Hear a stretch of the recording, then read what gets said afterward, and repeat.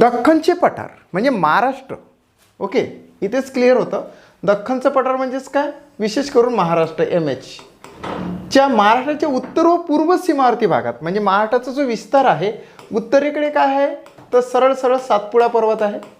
सातपुडा पर्वत, या सातपुडा पर्वताच्या म्हणजेच दख्खन पठाराच्या उत्तर व पूर्व सीमावर्ती भागात म्हणजे हा आणि हा म्हणजे एक प्रकारे सातपुडा पर्वत रांगेमध्ये त्या डोंगर भागामध्ये कोणत्या जमातीची लोक राहतात हे स्पष्टता या प्रश्नावरून लक्षात येतं.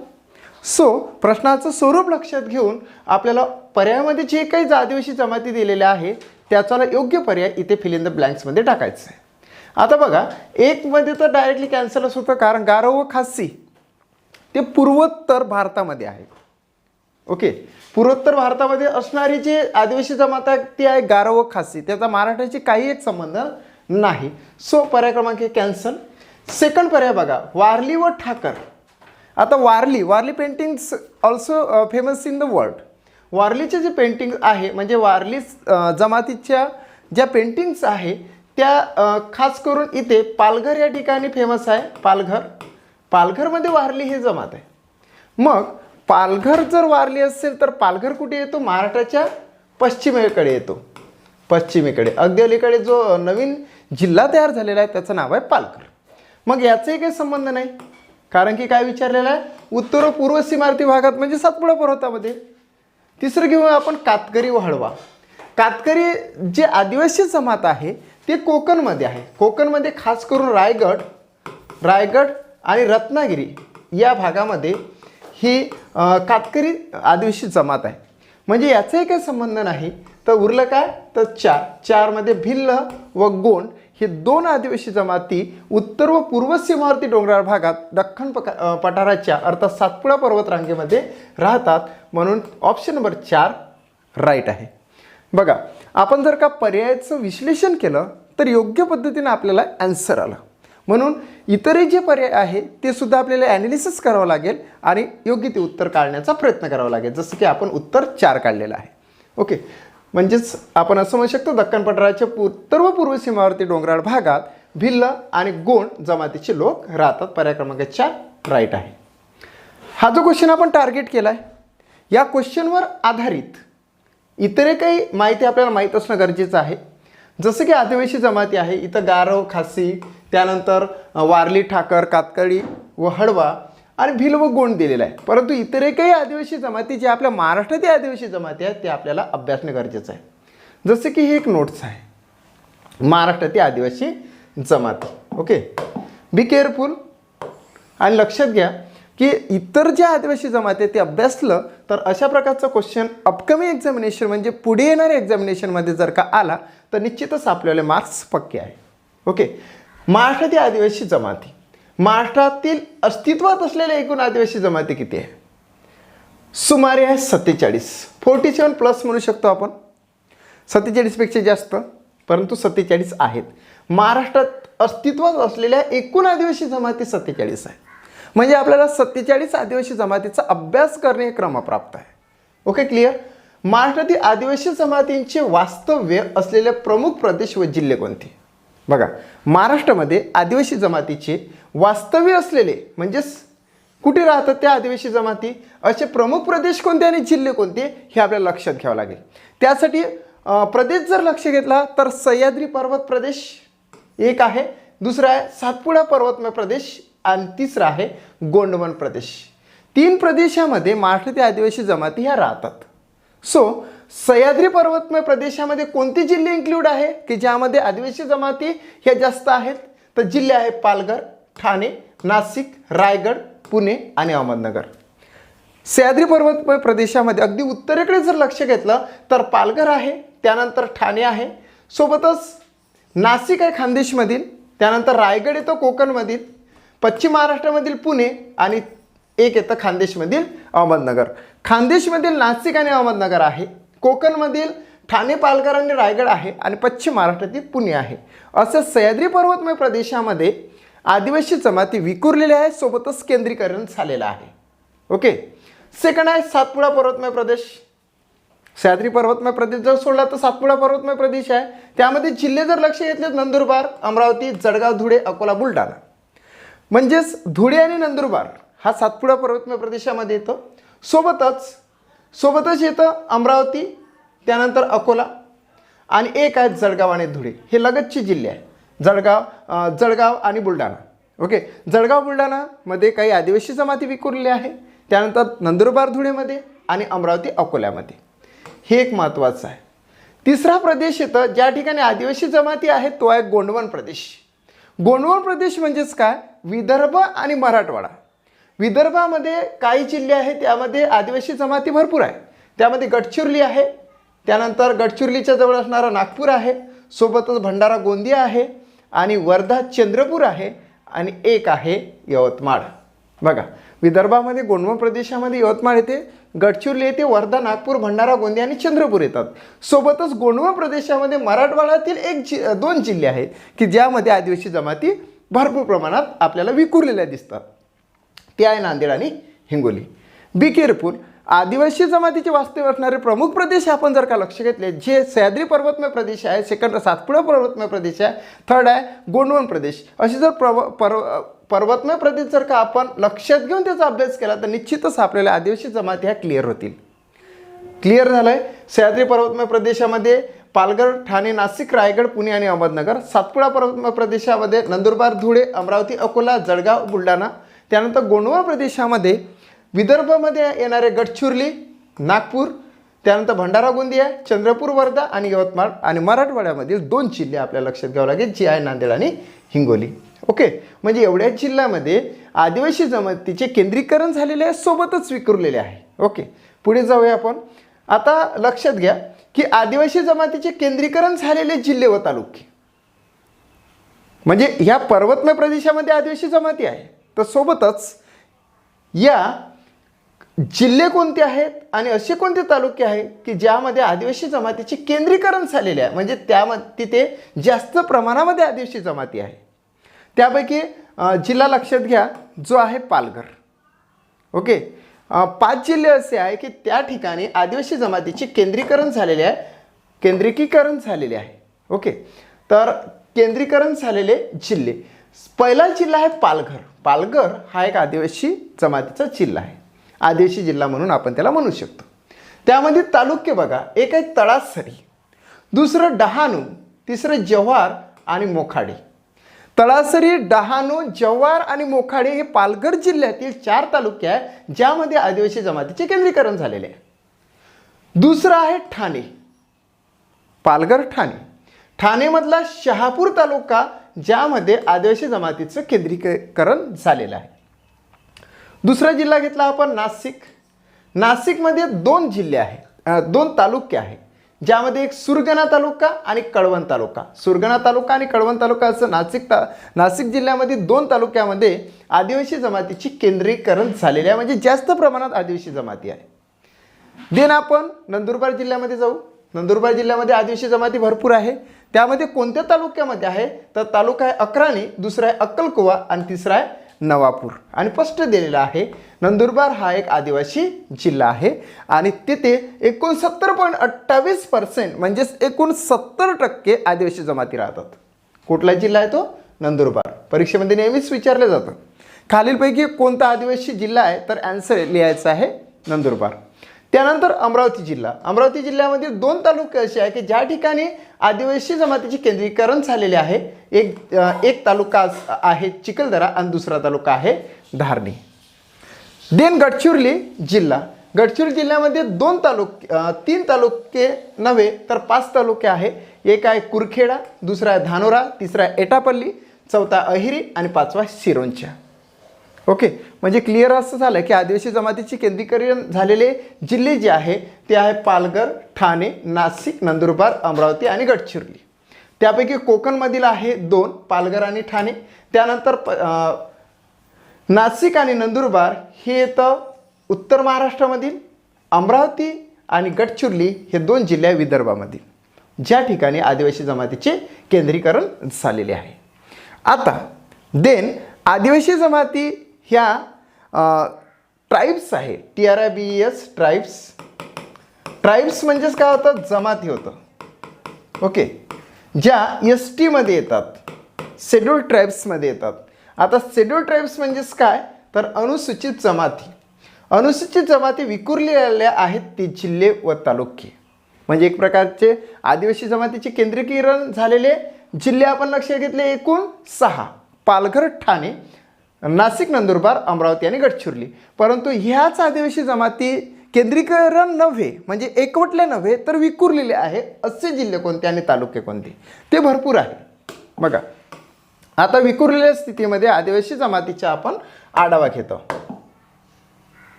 इथे लक्षात घेऊ, आदिवासी जमाती विखुरलेली आहेत ते जिल्हे व तालुके कोणते, तर पालघर तालुक्यामध्ये केंद्रीकरण झालेलं आहे आणि सोबतच विखुरलेले सुद्धा आहे. पालघरमधले तालुके आहे पालघर, वसई, वाडा आणि विक्रमगड. पालघर, वसई, वाडा आणि विक्रमगड या 4 तालुक्यामध्ये पालघर जिल्ह्यामध्ये अनुसूचित जमाती अर्थात आदिवासी जमाती विखुरलेल्या आहेत. ठाणेमधील भिवंडी आणि कल्याण आणि सोबतच उल्हासनगर हे 3 तालुके आहेत. ठाणे जिल्ह्यातील 3 तालुके भिवंडी, कल्याण आणि उल्हासनगर ज्या ठिकाणी अनुसूचित जमाती विखुरलेल्या आहेत. रायगडमध्ये जाऊया. रायगडमधले तालुके बघा, पनवेल, खालापूर, कर्जत आणि पेन. रायगड जिल्ह्यातील पनवेल असेल, खालापूर, कर्जत आणि पेन असे 4 तालुक्यामध्ये आदिवासी जमाती विखुरलेल्या स्थितीत आहे. नाशिक जिल्ह्यामध्ये सटाणा, दिंडोरी, नाशिक, इगतपुरी आणि सिन्नर अशा 5 तालुक्यामध्ये आदिवासी जमाती विखुरलेल्या आहे. अहमदनगर जिल्ह्यामधले तालुके आहेत 2: अकोले आणि संगमनेर. अकोले आणि संगमनेर या 2 तालुक्यामध्ये आदिवासी जमाती विखुरलेल्या आहेत. पुणे जिल्ह्यामध्ये सुद्धा आदिवासी जमातीचे वास्तव्य मात्र विखुरलेल्या स्थितीत आहे. ते तालुके आहे जुन्नर, आंबेगाव, राजगुरुनगर आणि मावळ. राजगुरुनगर अर्थातच काय, खेड. पुणे जिल्ह्यामध्ये एक खेड तालुका आहे आणि सोबतच रत्नागिरी जिल्ह्यामध्ये सुद्धा खेड तालुका आहे. बी केअरफुल, परीक्षेमध्ये हे विचारलं जातं एका नावाचे तालुके कोणकोणत्या जिल्ह्यामध्ये आहेत ते. ओके, पुणे जिल्ह्यामध्ये जुन्नर, आंबेगाव, राजगुरुनगर अर्थात खेड आणि मावळ असे 4 तालुक्यामध्ये आदिवासी जमाती काय आहे, विखुरलेल्या स्थितीत आहे, केंद्रीकरण झालेलं नव्हे. त्यानंतर नंदुरबार जिल्ह्यामधील एकच तालुका असा आहे की ज्या ठिकाणी आदिवासी जमातीचे केंद्रीकरण नव्हे तर विखुरलेल्या स्थितीमध्ये ते आदिवासी जमाती आहेत. तो तालुका आहे शहादा. धुळे जिल्ह्यामधील तालुके आहे साक्री आणि शिरपूर ज्या ठिकाणी आदिवासी जमाती विखुरलेल्या आहे. जळगाव जिल्ह्यामधील तालुके आहे चोपडा, यावल आणि रावेर अशा 3 तालुक्यामध्ये आदिवासी जमाती विखुरलेल्या स्थितीत आहे. अमरावती जिल्ह्यामधील तालुके आहे मोर्शी आणि वरुड. ह्या 2 तालुक्यामध्ये अमरावती जिल्ह्यातील आदिवासी जमाती विखुरलेल्या स्थितीत आहे. अकोले जिल्ह्यामधील तालुके आहेत 3: एक आहे तेलारा, दुसरा आहे अकोट आणि तिसरा आहे पातूर. या 3 तालुक्यामध्ये अर्थातच अकोले जिल्ह्यामध्ये आदिवासी जमाती विखुरलेल्या आहे. त्यानंतरचा जिल्हा घेतलेला आहे बुलढाणा. बुलढाण्यामधील तालुका मेहकर तालुक्यामध्ये एकच तालुका असा की ज्या ठिकाणी बुलढाण्यामध्ये अनुसूचित जमाती अर्थात एस टी विखुरलेल्या स्थितीत आहे. त्यानंतर यवतमाळमध्ये जाऊया. यवतमाळमधील तालुके बघा. ओके, भरपूर तालुके असे आहे यवतमाळमधील की ज्या ठिकाणी आदिवासी जमाती विखुरलेल्या स्थितीत आहे. त्यापैकी राळेगाव असेल, कळंब असेल, बाबुळगाव, नेर, पुसद, महागाव, उमरखेड, दिग्रस, घाटंजी, केळापूर, मोरगाव, यवतमाळ, आर्णी, झरी आणि जामणी. एकंदरीत 1 2 3 4 5 6 7 8 9 10 11 12 13 14 15 एकंदरीत संपूर्ण जिल्ह्यामध्येच, कारण की यवतमाळमध्ये 16 तालुके आहे आणि त्या संपूर्ण जिल्ह्यामध्ये आदिवासी जमाती ह्या विखुरलेल्या आहेत. नांदेडमधील तालुके बघा. नांदेडमध्ये 3 तालुके आहे. एक आहे किनवट, दुसरा आहे हदगाव आणि तिसरा आहे भोकर. या ठिकाणी आदिवासी जमाती विखुरलेल्या स्थितीत आहे. नेक्स्ट जिल्हा आहे हिंगोली. हिंगोलीमध्ये कळमनुरी आणि हिंगोली तालुका अशा 2 तालुक्यामध्ये आदिवासी जमाती विखुरलेल्या स्थितीत आहे. वर्धा जिल्ह्याचा आढावा घेऊया. वर्धा जिल्ह्यामध्ये 3 असे तालुके आहे. एक आहे करंजा, दुसरा आहे सेलू आणि तिसरा आहे आर्वी. अशा 3 तालुक्यामध्ये आदिवासी जमाती विखुरलेल्या आहे. त्यानंतरचा जिल्हा आहे नागपूर. नागपूर जिल्ह्यामधील बघा 3 तालुके असे आहे ज्या ठिकाणी काटोल, त्यानंतर रामटेक आणि पारसिवनी अशा 3 तालुक्यामध्ये नागपूर जिल्ह्यामध्ये आदिवासी जमाती विखुरलेल्या आहे. केंद्रीकरण आपण आधी लक्ष घेतलं, आता आपण विखुरलेल्या स्थितीत लक्षात घेतो. भंडाऱ्यामध्ये तुमसर हा असा तालुका आहे ज्या ठिकाणी आदिवासी जमाती विखुरलेल्या स्थितीत आपल्याला आढळून येतात. गोंदियामधील तालुके लक्षात घ्या. एक आहे तिरोडा, आमगाव, सालेकसा, गोरेगाव, देवरी, गोंदिया आणि मोरगाव अर्जुनी. 1 2 3 4 5 6 7 तालुक्यामध्ये, गोंदिया जिल्ह्यातील 7 तालुक्यामध्ये आदिवासी जमाती विखुरलेल्या आहेत. देन जिल्हा घेतलेला आहे आपण गडचिरोली. गडचिरोलीमध्ये बघा 3 तालुके असे आहे. एक आहे चामोर्शी, दुसरा आहे गडचिरोली आणि तिसरा आरमोरी. चामोर्शी, गडचिरोली आणि आरमोरी अशा गडचिरोली जिल्ह्यामध्ये तालुके आहे ज्या ठिकाणी आदिवासी जमाती विखुरलेल्या आहे. आणि लास्टचा जिल्हा आपण लक्षात घेतलेला आहे चंद्रपूर. सर्व तालुक्यात अनुसूचित जमाती विखुरलेल्या आहे. हेच तत्व यवतमाळला लागते. त्याचप्रमाणे चंद्रपूर जिल्ह्याचा जर आढावा घेतला तर चंद्रपूर जिल्ह्यामध्ये सर्व तालुक्यामध्ये अनुसूचित जमाती अर्थात शेड्यूल्ड ट्राईब्स ह्या विखुरलेल्या स्थितीत आहे. म्हणजेच आपण हा आढावा घेतला. या व्यतिरिक्त जे आहे त्या ठिकाणी अनुसूचित जमाती अगदी अल्प प्रमाणात आहेत, नाही असं नव्हे, परंतु आपल्याला लक्षात काय घ्यायचं आहे, अनुसूचित जमाती किंवा आदिवासी जमाती केंद्रीकरण कुठे झालेलं आहे आणि विखुरलेल्या स्थितीत कुठे आहे. आपण आधी केंद्रीकरण लक्षात घेतलं. बघा हे केंद्रीकरण होतं.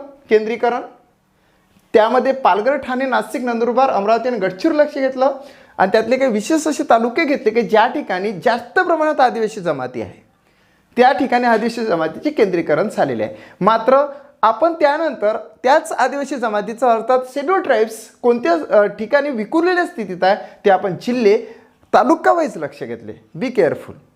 नंतर आपण नेक्स्ट याच्यामध्ये जाऊ. आदिवासी जमाती नेमक्या कोणत्या आहे एक करून आपण त्याचा आढावा घेऊ आणि त्याचं स्पेशली डेस्टिनेशन लक्षात घेऊ की ज्या जिल्ह्यामध्ये त्या किती प्रमाणात आहे आणि कोणत्या आहे. महाराष्ट्रातील प्रमुख अनुसूचित जमातींचा जिल्हा व तालुकावार विवरण. महादेव कोळी पहिल्याचे अनुसूचित जमाती आपण लक्ष घेतली अर्थात आदिवासी जमात घेतली ती आहे महादेव कोळी. महादेव कोळी ही अनुसूचित जमाती अर्थात आदिवासी जमात ठाणे, पालघर, नाशिक आणि अहमदनगर या चार जिल्ह्यामध्ये आहे. ठाणे, पालघर, नाशिक आणि अहमदनगर. अर्थातच काय महादेव कोळी हे विदर्भामध्ये दिसणार नाही. ओके, महादेव कोळी हे मराठवाड्यामध्ये दिसणार नाही. म्हणजे विदर्भ हे एवढं लक्षात ठेवा, विदर्भामध्ये नाही, मराठवाड्यामध्ये नाही. मग आहे कुठे तर ती आहे 2 ठिकाणी. एक पालघर आणि ठाणे म्हणजे कोकणमध्ये आहे, कोकण. आणि दुसरं आहे नाशिक, अहमदनगर म्हणजे उत्तर महाराष्ट्रामध्ये आहे. उत्तर महाराष्ट्रामध्ये आहे किंवा त्याला खानदेश आपण म्हणू शकतो, खानदेशामध्ये आहे. कोकणामधील 2 जिल्हे ठाणे आणि पालघर या ठिकाणी महादेव कोळी ही जमात अर्थात आदिवासी जमात आढळून येते. ठाणेमधील तालुके आहे भिवंडी, दुसरा आहे कल्याण आणि तिसरा आहे उल्हासनगर. देन पालघरमधील तालुके आहे बघा तळासरी, डहाणू, जव्हार, मोखाडे, पालघर, वसई, वाडा आणि विक्रमगड. एकंदरीत सर्वच तालुक्यामध्ये पालघर जिल्ह्यातील महादेव कोळी ही जमात आढळून येते. त्यानंतर आपण नाशिकचा आढावा घेऊ की ज्या ठिकाणी महादेव कोळी ही एक आदिवासी जमात आपल्याला आढळून येणार आहे. नाशिकमध्ये सुरगाणा, कळवण, सटाणा, दिंडोरी, नाशिक, इगतपुरी आणि सिन्नर अशा एकूण 7 तालुक्यामध्ये नाशिक जिल्ह्यामध्ये महादेव कोळी एक जमात आढळून येतं. आणि अहमदनगरमध्ये तालुका अकोले आणि संगमनेर या ठिकाणी पुणेमध्ये सुद्धा आहे बघा. म्हणजेच इथं पश्चिम महाराष्ट्रामध्ये पुणे या जिल्ह्यामध्ये जुन्नर असेल, आंबेगाव, राजगुरुनगर, मावळ या 4 तालुक्यामध्ये कोणती आदिवासी जमात आढळून येतं ते आहे महादेव कोळी. म्हणजेच इथं पश्चिम महाराष्ट्रातील पुणे, उत्तर महाराष्ट्रातील नाशिक आणि अहमदनगर आणि कोकणमधील ठाणे आणि पालघर या ठिकाणी महादेव कोळी ही एक आदिवासी जमात आढळून येते. नेक्स्ट आहे महादेव कोळी नव्हे तर मल्हार कोळी. ओके, मल्हार कोळी सुद्धा ठाणे आणि पालघरमध्येच आढळून येते. ओके, आपण महादेव कोळी लक्षात घेतले. आता आपण ठाणे आणि पालघरमध्ये आढळून येणारी महादेव कोळी एक आदिवासी जमात लक्षात घेतो. ठाणे आणि पालघर तालुके आहे भिवंडी, कल्याण, उल्हासनगर. पालघरमधील आहे तळासरी, डहाणू, जव्हार, मोखाडे, पालघर, वसई, वाडा आणि विक्रमगड. डिटेल्स अभ्यास करायचा असेल तर तालुके लक्षात घ्या. जर आपल्याला जर जास्त प्रमाणामध्ये जिल्हेच विचारले जातात म्हणून जिल्ह्याचं हे लक्षात घ्या. कारण की आधी महादेव कोळी विचारण्यात आलं, देण्यात आला. आता मल्हार कोळी. मल्हार कोळी हे ठाणे पालघर आणि महादेव कोळीसुद्धा ठाणे पालघर. परंतु जे आहे म्हणजेच महादेव कोळी जे आहे तर ते ठाणे पालघरच नव्हे तर नाशिक, अहमदनगर आणि सोबतच पुणे या जिल्ह्यामध्ये आहे. महादेव कोळी हे कमी प्रमाणात कमी जिल्ह्यामध्ये आहे तर मल्हार कोळी हे कमी जिल्ह्यामध्ये आहे तर महादेव कोळी हे जास्त जिल्ह्यामध्ये येतं. एवढं लक्षात ठेवायचं. देन वारली व ठाकर. वारली आणि ठाकर आधीच सांगितलेलं वारली पेंटिंग्स प्रसिद्ध आहे. सोबतच ठाकर ही आदिवासी जमात कुठे कुठे येतं? ठाणेमध्ये आहे, पालघरमध्ये आहे. म्हणजे कोकणमध्ये ठाणे, पालघर, रायगड या 3 ठाणे, पालघर आणि रायगड अशा 3 जिल्ह्यामध्ये वारली व ठाकर आहे. जास्त प्रमाणात ही पालघरमध्ये. ओके. ठाणेमध्ये भिवंडी, कल्याण आणि उल्हासनगर अशा 3 तालुक्यामध्ये. पालघरमध्ये तळासरी, डहाणू, जव्हार, मोकाडे, पालघर, वसई, वाडा आणि विक्रमगड या ठिकाणी. त्यानंतर रायगडमध्ये पनवेल, खालापूर, कर्जत आणि पेन. ओके या ठिकाणी. देन आपण लक्षात घेऊया दुसरं नाशिक आणि अहमदनगर. नाशिक आणि अहमदनगर ज्याप्रमाणे मल्हार कोळी, महादेव कोळी आणि सोबतच वारली व ठाकर ह्यासुद्धा उत्तर महाराष्ट्राचा जर विचार केला अर्थात खानदेशाचा विचार केला तर नाशिक आणि अहमदनगर या 2 जिल्ह्यामध्ये आढळून येतात. नाशिकमधील बघा तालुक्यात सुरगाणा, कळवण, त्यानंतर सटाणा, दिंडोरी, नाशिक, इगतपुरी आणि सिन्नर. अहमदनगरमधील अकोले आणि संगमनेर ज्या ठिकाणी वारली व ठाकरचे अस्तित्व आपल्याला आढळून येते. त्यानंतर पश्चिम महाराष्ट्रामध्ये पुणे जिल्हा, त्यामध्ये तालुके जुन्नर, आंबेगाव, राजगुरुनगर आणि मावळ असे 4 तालुक्यामध्ये वारली व ठाकर या आदिवासी जमाती